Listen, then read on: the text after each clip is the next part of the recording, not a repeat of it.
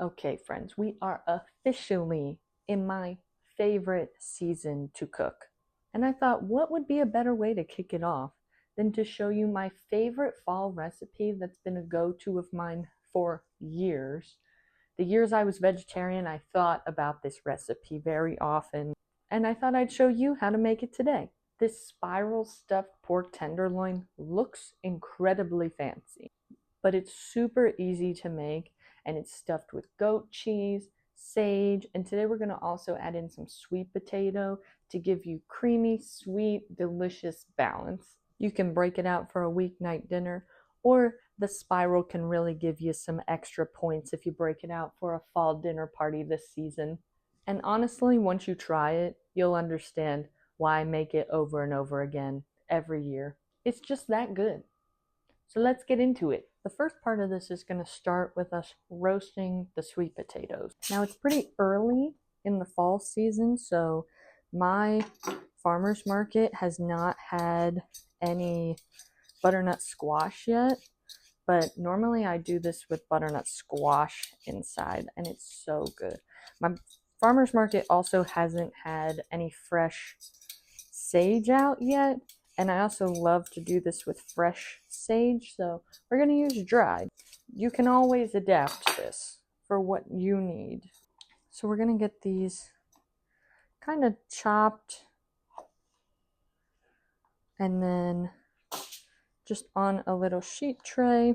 And you want them pretty small so that way when we put them inside the pork tenderloin, you never want to get like a big hunk of it, but I don't like to make like a sweet potato puree for this because I find that makes it too mushy. I like that this gives it a little bit more texture. I'm just going to drizzle these with some olive oil and salt and pep, and then we're going to get them in a 400-degree oven. We're going to start with like 10 minutes, and then we'll check on them. I think they're probably going to need closer to like 15. And while they cook down, I'm going to show you how we prep the pork.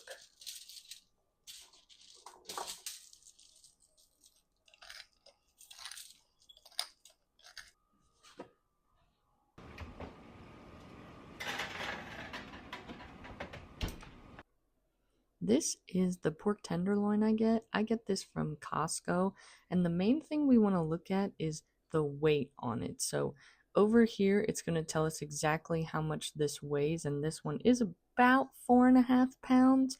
We just want to keep that in mind for how long we're going to cook this down the line.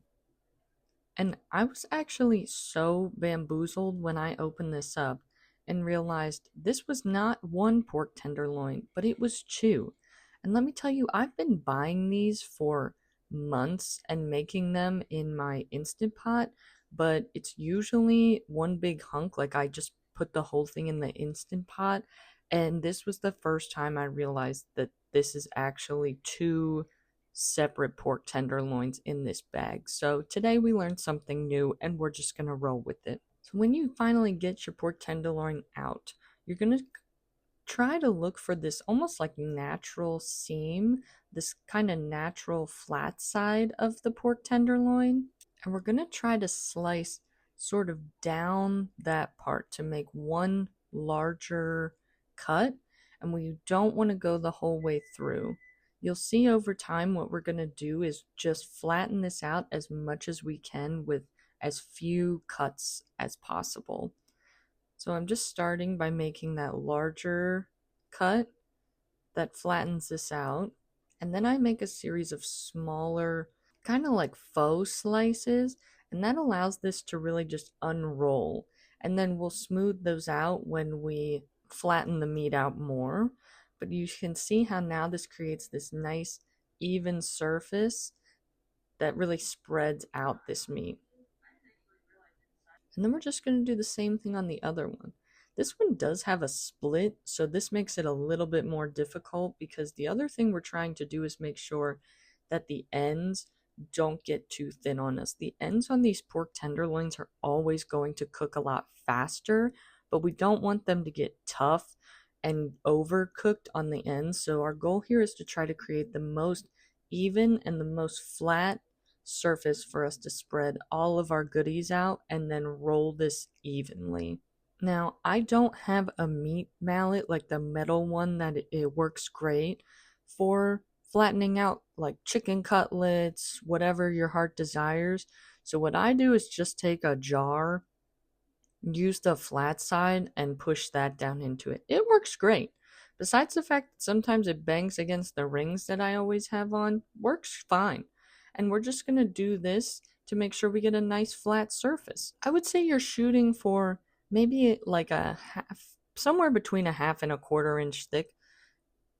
Whatever you can do your best to do. Flat enough to roll, not so flat that it's thin and falling apart. And once they're nice and flat, we're just gonna center them up on the cutting board so that way we can put all of our goodies inside. And then I'll show you how we're actually gonna create the spiral in the center of these. We're already at the assembly part. The sweet potatoes are soft, but they're not fully soft, right? Because they're gonna be in the oven for a lot longer still. So if you want them to keep a little bit more texture, not fully turn into mush, cut them small. 10 minutes was perfect. Now I'm going to show you how we're going to put everything in here and then roll it up. And you have a couple options. So what I'm going to start with is my goat cheese. And you just need a little small pack of this. We don't want so much that it's going to ooze out. And it's also already a very strong flavor. So I'm going to do half on each side.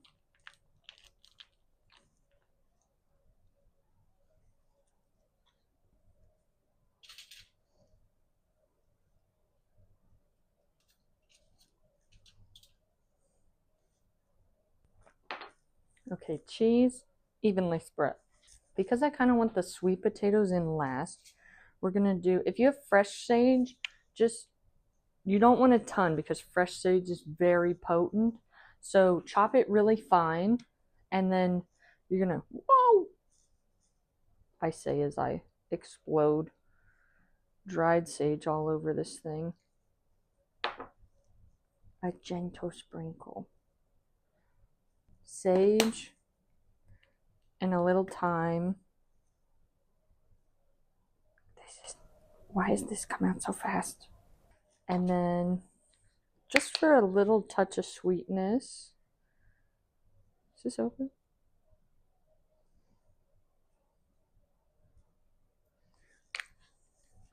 Salt, pep.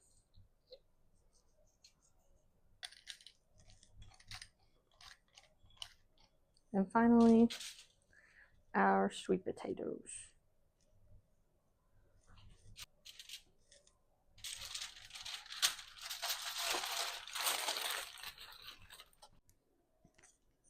You would think we're at the hardest part now, but I honestly think the hardest part of this is actually slicing the meat and not rolling the pork tenderloins up.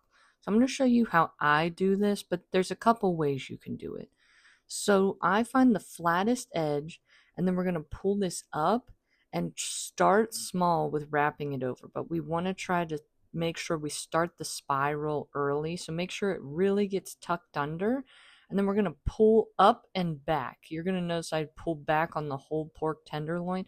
Like if you wrap a burrito, that's the key. So we're going to wrap and pull until everything is nice and tightly sealed. And then I seal mine with toothpicks. I find this easier to remove, and I don't like when it has the circles in it from butcher's twine. So if you'd like, you can wrap this in butcher's twine and then bake it in the oven with that on, but it will create these little indents where you have it wrapped. So I just stick the toothpicks about halfway in so that way I can easily see them at the end. And I put them every couple inches, just enough to make sure everything is nice and sealed up. And then I always put them facing up, and that is one done. And then I just do the same thing with the next one. It's all going to depend on how your pork tenderloin is cut. This one is way more flat and even, so I felt like I got a better roll on this one evenly across. and then it ended up cutting a lot smoother, but the actual meat itself was a little bit choppier, so it just depends. But I needed to put more toothpicks in because it needed a tighter seal further down. And another one done, and onto the sheet tray.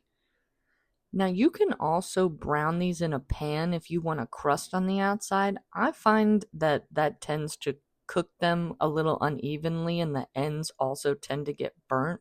So I do mine just in the oven on a sheet tray, and we're going to bake this at 400 degrees for 30 minutes.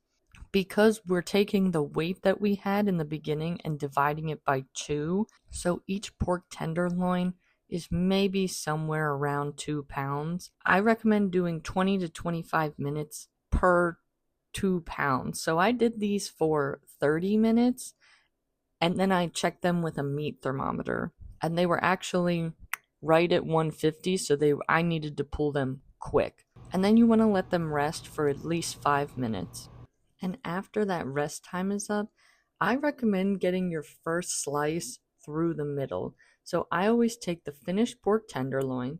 We're going to remove our toothpicks, or if you did butcher's twine, you're going to cut that off at this point. Because I like to slice mine to know if it's actually going to stay together or not. You can still see this is hot, but it's not so hot that I can't touch it. And then we have our final reveal to see what she's actually going to look like. And Mama, we absolutely killed that spiral. It may not look like it, but the fact that these sweet potatoes are nice and evenly distributed and we get a little curl, that's exactly what I'm looking for. I like to serve mine all sliced up on a beautiful tray, and I hope you all enjoy this all fall just like I will be.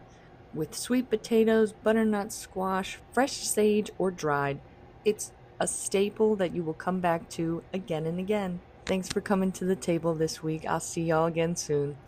Bye!